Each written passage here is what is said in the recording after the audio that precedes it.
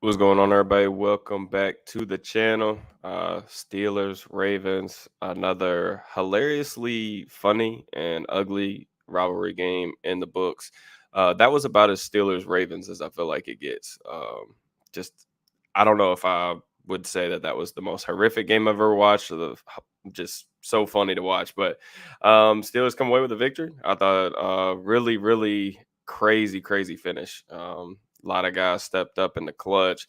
Definitely good to see them take down Baltimore, especially at home. AFC North division leaders heading into the bye week. All that stuff, man, is was huge. So they needed a dub. I thought that they at least came out with some juice, a little bit. It wasn't great starting out. I felt like Baltimore coming out dropping 1,000 passes definitely helped keep them in the game, but it was like we said all week, man. Baltimore's coming in playing really well. The Steelers played absolutely terrible last week in Houston. These are just the type of spots that Tomlin type teams typically bounce back from. I don't know what it is about it. I think you got to give him credit though.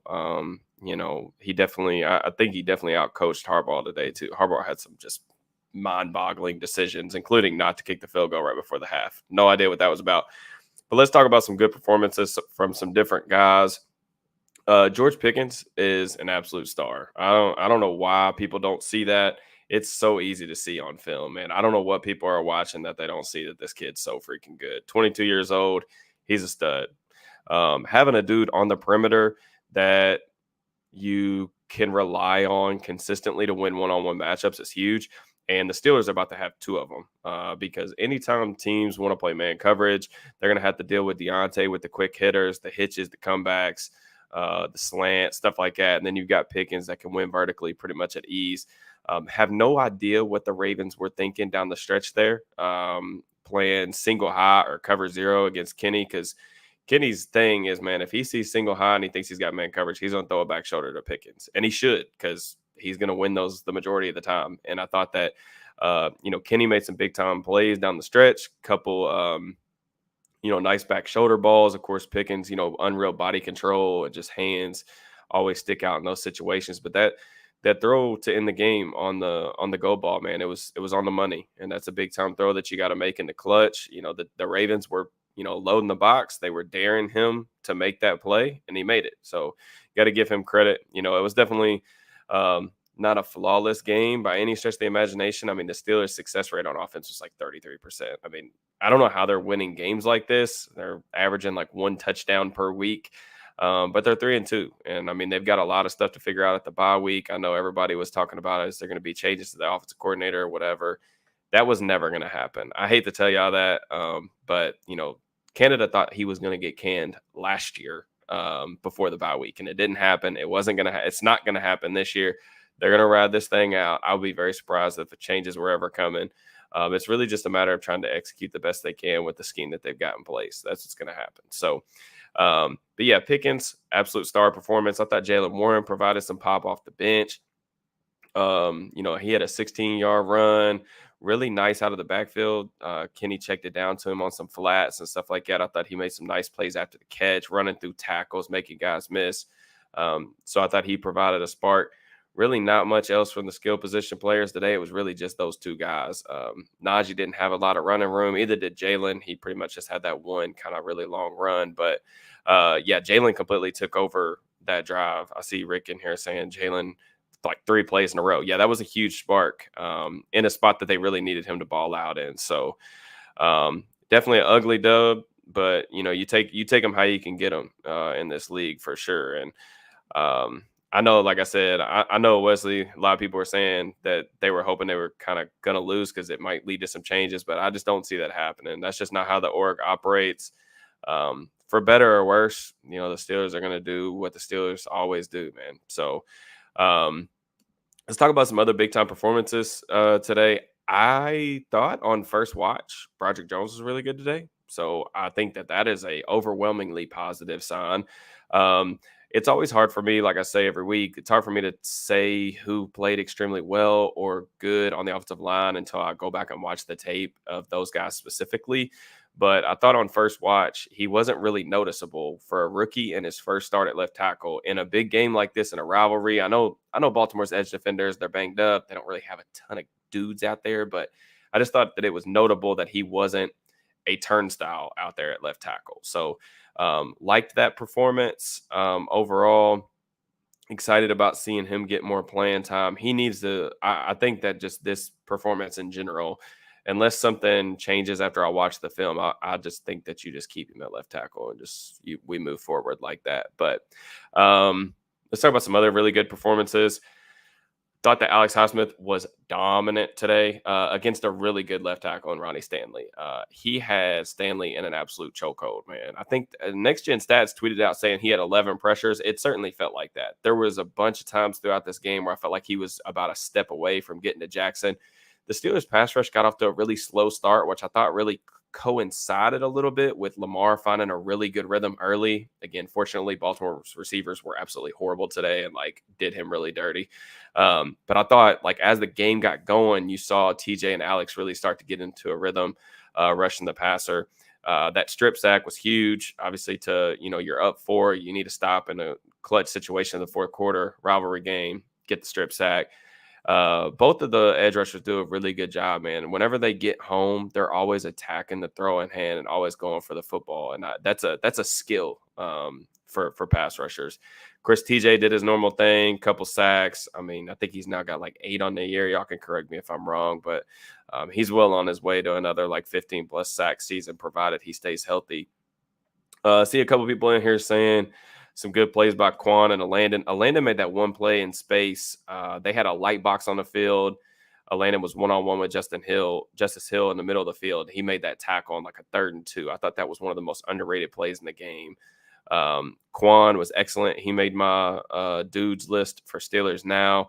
Thought he was really good, man. He made that play on that screen pass on Justice Hill as well, but he had 3 tackles for loss. I thought that this was by far his best game as a Steeler. So definitely had some guys step up. That hustle play by Ogunjobi it's Steelers personified. It's an example of him buying into the culture that Tomlin and this organization is all about. The hustle plays. How many times have we seen Cam Hayward running guys down from 50 yards down the field and stuff like that? To see Ogunjobi, playing through some injuries and some things of that nature, come down and 10 yards down the field, punch a ball out from behind, it's just it's pretty awesome, man. So hats off to those guys. As far as some guys that I'm trying to think of, was there anyone else that I wanted to highlight as far as guys that I thought played particularly well? As far as some guys that didn't play particularly well, Joey. Yeah, I mean, I think you guys are all probably on the same page with me as far as Joey needs to play. It's not just that Joey's looked good in limited opportunities and limited experience. And do I expect him to pitch shutouts every week? No. Joey's going to take his lumps, man. Once he gets out there and starts playing in base and stuff like that, there will be games where he gets, he gets picked on a little bit because he's a rookie corner. That's what happens. But the guys ahead of him aren't playing very well. Like Patrick Peterson, Levi Wallace, neither one of them dudes want to tackle right now. And it's driving me insane. It's not setting a good example when your vet corners don't want to tackle. They don't play the run well. And then just in coverage, I mean, you guys are seeing some of the stuff that's going on in the back end right now. I mean, man coverage is absolutely not an option right now with those two on the boundary. And then even in zone coverage, I mean, these receivers, even for Baltimore, y'all saw what they look like today. I mean, there were so many open guys running all over the field in the first half. So just for me personally, I want to get Joey on the field, let him get as much playing time as possible. That pick in the fourth quarter, I mean, dude, we are having a completely different stream right now, vibe-wise, mood-wise, trajectory-wise, if he doesn't get that pick. I mean, Gunner with the fumbled punt again, I mean, we were on the verge of a catastrophe in Pittsburgh. Tomlin was going to get absolutely grilled for that, and Joey Porter Jr. comes up big with the pick. Just a fantastic play. He did a good job going chest to chest with the receiver, held his ground and, boxed him out, got an interception on top of that. not only boxing him out to, not let him get the touchdown, but to pick the ball off and, essentially take 3 automatic points away off the board. I mean, it's fantastic for a rookie to come in and play like that off the bench. It's really encouraging. Um, Facts, Levi, Pat Pete struggled. Yeah, I mean, it seemed like as the game went on, they were rotating Pat Peterson and Levi Wallace out there on the right side and letting Joey hold down the left side. So I think that maybe that's the move. I don't know. I've never liked rotating corners. That's just not a position that I believe you rotate at. But I mean, heck, it can't get much worse than it's been right now with both of them playing on the boundary. I definitely would not be opposed to them, making some type of switch. Just before like we get too far into this, I'm gonna try to stream probably for another like 15, 20 minutes. I just wanted to get my thoughts out there, chop it up with y'all, and then I'm gonna watch the second half of these games. But like while I got some people rolling in now, please make sure that you like the video real quick. I know that's annoying, but it helps me out. I really appreciate it. If y'all could like the video, all that stuff, make sure you subscribe, notifications, all that stuff. But yeah, another corner I didn't think that played particularly well was Chandon Sullivan. He got beat on those back-to-back slot fades by Aguilar. Um, that's just, I think one of the best ways to describe it right now in the secondary, there's like more questions than answers right now. One of the answers is Joey Porter Jr. He has to play moving forward, regardless. That's a non-negotiable thing. But the slot fade stuff, that was stuff that the Ravens had put on film. Like I tweeted, if y'all follow me on Twitter, I tweeted like 3 of them last week. They ran that over and over against the Browns because the Browns play lineman coverage. And I mean, Sullivan was nowhere. I mean, the first play he gets beat. Okay, it is what it is. He makes a decent recovery, like, forces a fumble at the end of it. But then the second one, I mean, you end up getting, I mean, he got smoked and Aguilar luckily drops it. But yeah, I don't know what they're going to do in the slot, man. I don't know what they're going to do at corner in general. That maybe Desmond King. The thing about King, and I said this when they acquired him, I like King more in the slot, but he's better in zone coverage than man. But the one good thing about King is like King will play the run. Like 100%, the dude likes to hit, he likes to tackle, he will play the run. He's played outside and inside. So maybe if Peterson and Wallace just are like, I mean, they just continue to be turnstiles out there, maybe King gets a shot outside. I really don't know. I think the bye week is at a good time right now to where they can explore some potential options. I anticipate most of Peterson's stuff might start transitioning into the slot or maybe a third safety role. I know Keanu Neal got hurt at some midway through the game. I don't know if he came back or not, to be honest with you. Y'all can correct me if y'all saw him out there. I just don't know. I'm sure. I think he did, but I wasn't 100% sure. DBs don't know where and when the help is. Yeah, I mean, there is certain stuff that's been bothering me, like on tape of just alignment. Like they're not getting lined up properly. They're not playing to their leverage, or they don't know where their help is. That stuff is like corner 101 stuff for me at the NFL level, because it's impossible. Here's the thing. It's why I try to explain to people too. It's not always as simple as like losing one-on-one. And you can live with one-on-one losses against really good receivers out there when you're playing a bunch of single high man coverage. But they're trying to give these dudes help, but they're not even playing to their help. Like if you have a hole defender, they're not playing to the hole defender. If you got like Levi today, for example, I'm pretty sure they're playing cover 2 man, and Levi's in trail tech, and he gets beat on a curl. That cannot happen. You're playing low hip. You can't get beat on a curl. Like you have help over the top. Your job is to take away the low hip, low shoulder. So it's stuff like that is just like mind-boggling to me, that especially because they have vets. It would be one if Porter's out there making those mistakes. It's like, okay, it's a rookie. You let him, you put the training wheels on him and you see what happens and whatever. So enough on that. Enough of arguing about the corners. I will take some of these questions too. Obviously, I'm going to try to get what I can as far as just general thoughts out, but I'll take some questions if y'all want to drop them in the chat.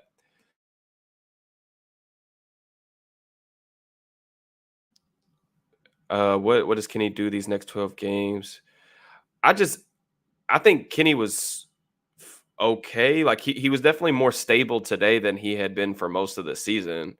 I wouldn't say that he played particularly well until that last like drive, but I mean that was when they needed him to make plays and he made the plays. So I think just Kenny looking like manage the game manager type. I know some people don't like that phrase, but just looking like that will be a step in the right direction, in my opinion. Um, I just want to see like marginal improvements just with some of the stuff that we've talked about week over week on this channel. The pocket navigation stuff, I thought he was a little bit better today in that. Maybe I'll highlight some of that stuff maybe in a film room episode later this week. But I thought it was a positive step in the right direction. Like I said, man, the Steelers have too much talent on the offensive side of the ball, in my opinion, to be this bad. And these numbers and stuff, they're not going to cut it. Like people are talking about going 8-4, 9-3 over the next 12 games. Like you're not going to be able to. I mean, as crazy as it sounds, I don't know how the hell they're 3-2 right now, but they're not going to be able to keep winning these games like it's scoring one touchdown. It's just not going to work. So Gunner, I don't want to spend a lot of time on Gunner. 4 fumbles and 28 career touches with the Steelers. I just don't understand. I tweeted it out earlier in the year when he had the first fumble. I don't know how he's on the roster. I hate like being like that because it sounds like I'm being like really insensitive towards the players. I'm not trying to. It's just he's not an NFL player. You have to move on. Like I understand Calvin Austin got banged up. Desmond Key can return punts. Patrick Peterson's returned punts. Anyone can go. Put Minka back there. Let it go in the end zone. I don't care what you do. Let him down it. Anything. Putting the ball in his hands is like actively trying to lose the game, and it almost costed them again. So, yeah, Deontay coming back is going to be big, man, because teams are going to have him to make a decision. I just don't think teams are going to. I'm surprised the Ravens did down the stretch, but whenever the Steelers get those man coverage looks, it's a wrap. Like there's not very many corners, in my opinion, that really want the smoke with George out there on the boundary. But they get him and Deontay back. Um, I don't think they're going to see very much man coverage the rest of the way, but we'll see. Neil came back in. Yeah, I do remember that tackle actually. That's a good shout, Chris. Without the 15 drops they had, yeah. I mean, look, um, I'm cool with. We all need to acknowledge that you can be excited about the win, 100%. Like the Steelers did some really good things down the stretch to pull away with this one. They made the clutch moments, the clutch plays down the stretch. We can also acknowledge that game probably should have been 21-3 and over at halftime, right? Like, I mean, I think we can all use our common sense there. This channel's not hot takey. We tell the truth. We try not to be as biased as other channels. We got to be understanding of like the Ravens receivers kept the Steelers in this game more than anything else because they just could not hold on to the ball. It's been a long time. It reminded me of do y'all remember the 2016 AFC Championship game when the Steelers played the Pats and the Steelers had like 7 or 8 drops for like 120 air yards or something like that? You have to go rewatch that game. The Steelers got blown out in that one, but yeah, that was what that reminded me of. It was like their receivers were actively trying to drop the ball. I don't understand. Carolina, I already talked about Broderick. I thought he did pretty well, though. You can go back and listen to my thoughts, and I'm probably going to have something maybe on the channel if I get time this week, maybe on Broderick. So we'll talk about that a little bit more as we go on. Why do we look better in tempo? Why don't we do it more? So this is something I get asked a lot on the channel. So the Steelers, there are times where they like 2-minute drills or fourth quarter comebacks and stuff like that, where Kenny in particular will look more in a rhythm. It is true that I think that tempo does help you get into a rhythm as a quarterback.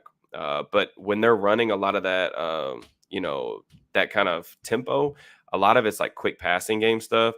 And, Kenny last year showed he has the ability to do that. Now, the quick passing game's been a little hit or miss this year, to be honest with you. Some of that is on him. The reason why they don't do it more, though, is because, like, and this is kind of my own thing. Whenever I tweet about the defense, like if they're struggling or something, the first thing that I get is like 5,000 mentions on Twitter about how they're always on the field. Da da da. Well, that's the thing. If you go more tempo, say you go tempo 2 drives in a row, and your defense is on the sideline for 60 seconds, instead of at least letting the clock go, that's even less rest that they have when they come back on the field. So that's the thing. So, such is life. I think that's why you don't see it more. But I mean, I think we could definitely see more tempo. Like I'm for more tempo. You just got to understand that there are some potential negative consequences if you're not able to consistently sustain drive. Here's the deal, man. Like the Steelers got to execute better. Like we all can acknowledge that there are some serious schematic things that we all hate about this system, but the Steelers aren't executing on a baseline level with a lot of this stuff either. So it's a double edged sword, man. Like, and I don't, obviously we talked about it at the beginning. The scheme's not changing. The coordinator's not changing. So the least that they can do is execute within the structure of the offense. I'm not sure how much where that takes them. It might take them to the 20th best offense in the league. I don't know, but it can get better than what it is right now. So a game manager stops you from getting a franchise quarterback because you'll win too many games. Uh, we can have that. We could have that conversation, but that's just not something I'm really wanting to have like right now on the channel, to be honest with you. And that's not no disrespect. I'm not saying I disagree with you. It's just not the conversation I want to get into following a big win like that. He made some good plays. I think we all acknowledge Kenny needs to play much better down the stretch, but you know, it is such as life. Um, Not a Steelers comment, but under the radar, the Patriots are quietly tanking for Caleb Williams. The Patriots have some guys on defense that I really like, but I don't know what the Patriots are doing on offense. I think it's a collective bad group over there. And I think Mac Jones is better than what people think he is. He's a game manager type, but they're so bad on offense right now. I think their weapons are not very good either. Is there any solution to fix the run game? Well, they had been really good running. Well, I wouldn't say really good, but much better running out of shotgun. And I didn't feel like that was necessarily the case today. A lot of their inside zone stuff.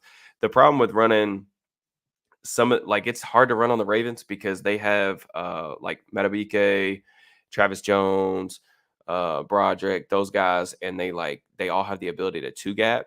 So they can play and they can play nickel, but it's also hard to get on the outside, which is typically what you do against defensive tackles like that. But it's hard to get on the outside of them because they have those fast linebackers like Roquan, and then obviously Patrick Queen's probably one of the fastest like sideline to sideline guys in the league. So it's a really good defense. Like, don't get me wrong. I think the Ravens made some very questionable coaching decisions down the stretch with their coverages. They got a little too cocky, I think, in the back end. They don't have the dudes like that. I mean, even like Marlon Humphrey, like I think he's a really good corner, but I would trust George Pickens one on one with him 100%, even if he wasn't. And that's the thing, Humphrey was on his first game back from injury, so I don't know. That was a interesting decision. Offense was bad today, not terrible against a good defense. That's an improvement. Yeah, yeah.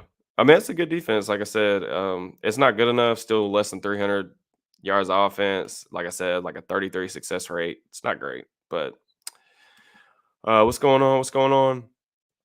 See that we have like 50 people in here, which is good. I like the vibes. I'm gonna talk on here for a couple more minutes. I'll answer any last minute questions that y'all have. Just please make sure like the video. I know it's annoying, but I do appreciate it. This win means we keep Canada. He was staying regardless, brother. I hate to tell you that. DB, do you think the con artists, con Steelers fans, we don't have dudes?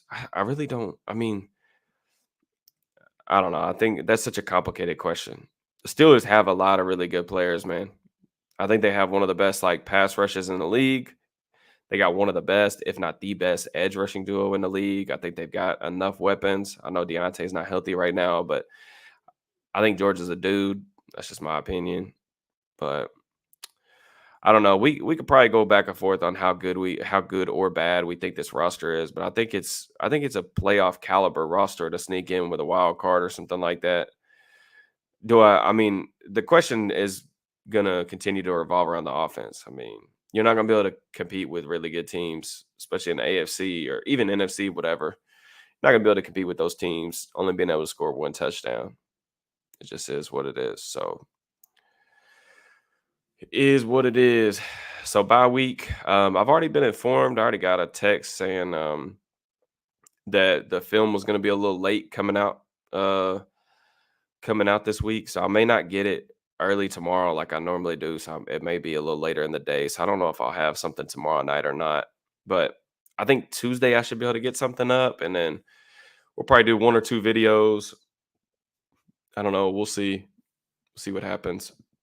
I've also got some stuff cooking up a little bit for draft time. I don't know how many of you guys were here for NFL draft season last year, because that was right when channel was kind of being formed.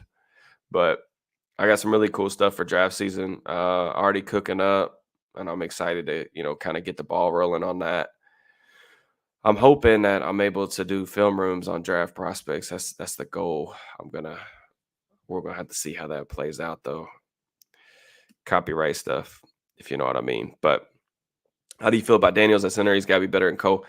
Look, Brandon Thorne is the smartest dude that I've ever met in person when it comes to offensive line play, and he's told me multiple times that Daniel's best position is center. So he told me that at the combine. I trust his word. I watched a couple Bears tapes with Daniels at center.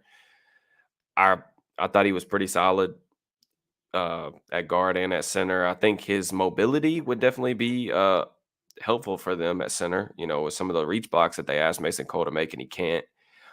I know it's tough to, be swapping guys' positions and things like that, like mid-season, but you got to buy a week. If it was me, I'd plug Daniels in at center and leave Herbig at right guard. Not saying I think that. I mean, I didn't think Herbig played particularly well last week either. I'll have to go back and see what the film says this week. But I just think Mason Cole's struggling to a point right now where he's getting schemed up. Like defensive coordinators are starting to attack him. And usually when that happens at the pivot, that's a really sketchy thing. But I also want to acknowledge that Cole's the one who does a lot of the communicating up front. So stripping him of that, especially with a young quarterback that doesn't appear, in my opinion, to be making a lot of the calls at the line of scrimmage, could be dicey. But I don't know how much Daniels knows and how comfortable he is making the calls. That would be a question for him. Maybe that would be something that the media asks. Should that change take place? Hit that like button, host the channel. Yep, I appreciate y'all. I really do. We also hit. I think I noted this in the preview, but we hit 4,000 subscribers. I don't want to.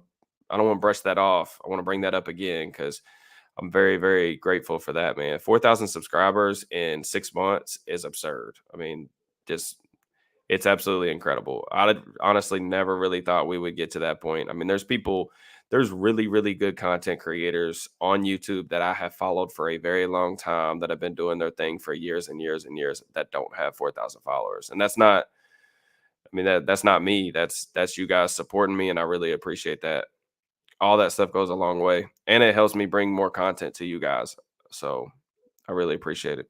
So my man Stanley, appreciate you tapping in, brother. Appreciate you. Just a couple more here, and I'm gonna bounce. Does Jones keep the left tackle the rest of the way now? Absolutely. I don't, unless something pops up on film that I didn't see live. I thought he was solid today, and if he's solid, I don't see a reason to give Dan Moore the job back. I don't personally. That's just my opinion, though. We'll see if they feel the same way. I think the team's still young with new players, continuity. Yeah, I mean, it's tough because I think there's an interesting discussion to be had. I'm not going to have the full one right now, but there's an interesting discussion about the timeline of the Steelers team. You got the defense that's getting a little bit older. You got a lot of veterans, a lot of guys on second contracts. TJ's in his prime, Mika's in his prime. Um, Cam's obviously, who knows kind of how much he has left. Got some older cornerbacks that are kind of still hanging around the league, veteran linebackers. So it's going to be interesting to see. The offense is still really young. You got a lot of guys on rookie contracts. That's the thing about the NFL, man. It's hard to mesh those timelines together because a lot of times it does happen like this where you got an older unit and a younger unit.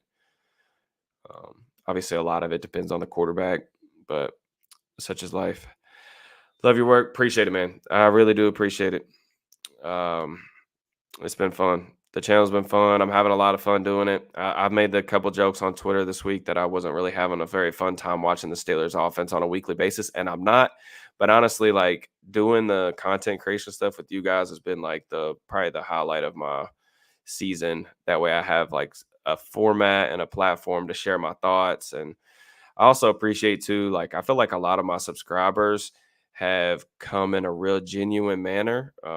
And just that, like, not saying y'all always disagree with everything that I say, because I definitely don't want it to be that way.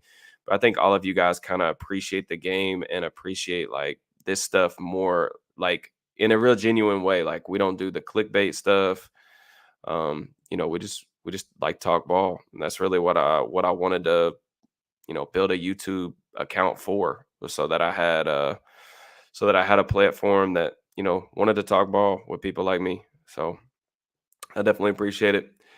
Cam needs a ring. Yeah, it would be great to send him out, man. Heck of a Steelers career. But yep, I'm gonna jump off here. Hopefully, you guys enjoy the rest of the games today. Second half of these games, we got a couple good primetime games, man. That Niners Cowboys game is gonna be absolutely lit. I'm really looking forward to that. Two of the best defenses, maybe the two best defenses in the league. I don't know. Cleveland's been up there too, um, but I definitely appreciate that. So, um, yeah, I appreciate you guys for tapping in, not just with the live stream, but just, on a weekly basis, man. I definitely appreciate it. Y'all enjoy what's left of your weekend, and I will holler at you guys next time.